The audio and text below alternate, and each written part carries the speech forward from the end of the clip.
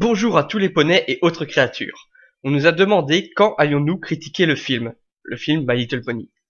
Bien que j'ai mon avis dessus, mon domaine est plutôt la théorie. Mais il faut parfois sortir de sa zone de confort. C'est pourquoi je vais donner mon avis sur le film My Little Pony. Le film est bien.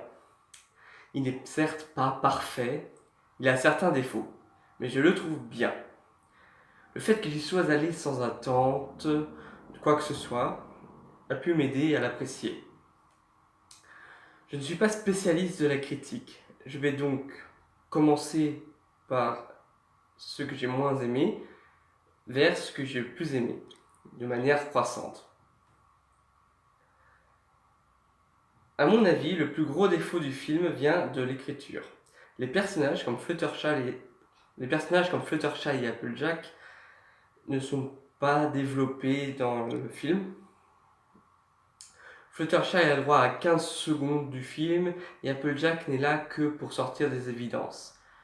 Capper non plus, même si c'est pas forcément nécessaire car c'est le stéréotype du renard dans Pinocchio.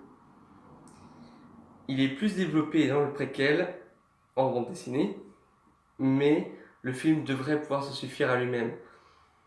Tempest souffre de plus gros problèmes de développement. Pas tant sa personnalité, elle a un caractère, elle a une histoire, mais son évolution est tranchée. Elle est d'abord protagoniste, puis devient antagoniste quand elle se fait trahir par le roi Storm. A l'inverse, le roi Storm, lui, est plus développé en comparaison à des personnages comme le roi Sombra ou Tyrek, avec son côté Donald Trump.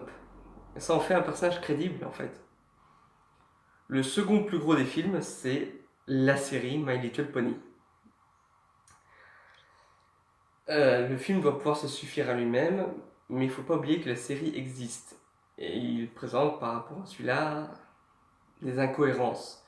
Le plus gros exemple, c'est Starlight Glimmer, qui est présente dans le film au début et à la fin, et qui n'intervient pas. On n'imagine pas Starlight Glimmer ne pas intervenir alors que quand Charlotte est attaquée.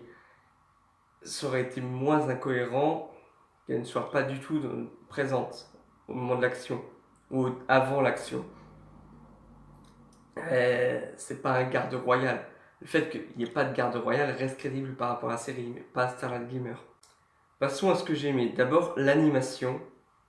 L'animation des personnages, le mouvement, et surtout les visages qui sont vraiment extrêmement mignons, beaucoup plus mignons que dans la série, et principalement les regards. Tout passe par les regards. Les regards sont plus importants que le texte. Si j'ai dit que Tempest n'avait pas beaucoup d'évolution, son regard, lui, évolue. Il présente une légère évolution par rapport à ce qu'elle dit ou ce qu'elle fait. Ensuite, une grande force du film, c'est que les personnages quittent Equestria, ce qui nous amène à des plans magnifiques. On a des paysages fabuleux, on a le mont Harris, aussi tout autant que la ville, qui, même délabrés, transmettent l'émotion. Ce que j'ai préféré dans le film, c'est les chansons. C'est l'esprit musical que j'aime déjà dans la série. Chaque lieu possède sa chanson. Canterlot, la ville, les pirates, les poneys aquatiques et à nouveau Canterlot. Et ça rythme la narration. Ma chanson préférée, c'est Open Up Your Eyes.